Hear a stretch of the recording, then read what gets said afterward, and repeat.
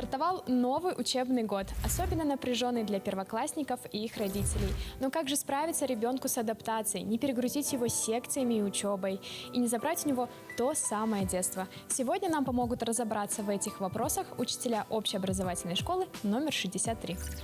Я считаю, что ребенка первое время не нужно записывать на дополнительные задания, потому что первый класс – это трудная и стрессовая ситуация для ребенка. Поэтому ребенок должен первое время адаптироваться к школьной программе, а потом уже заниматься спортивными и развивающими секциями.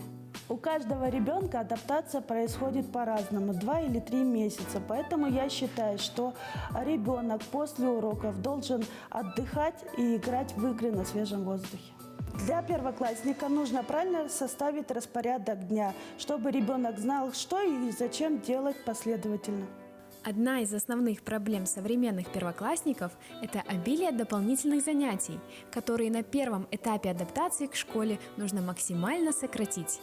В первом классе нужно стараться максимально структурировать дополнительные активности и включать их минимально в недельный план работы, не более 2-3 посещений дополнительных занятий и желательно игрового профиля. Часто так у нас получается, что день школьника расписан по минутам. Кроме основной нагрузки и домашних заданий, у него, например, у детей в понедельник английский, во вторник у него, например, плавание, в среду игра на фортепиано и так далее. Конечно, родители всегда руководствуются благими намерениями, но в таком плотном графике ребенок долго не выдержит. В связи с 5-дневной учебной неделей объем учебы в будние дни не увеличился, так как у нас учебный год продлен до 31 мая. Детям обязательно нужны прогулки после школы, а во второй половине дня, но не вечером, выполнение домашних заданий. Вечер должен быть свободен для игр и интересных занятий, но спать ложиться не позднее 8 вечера.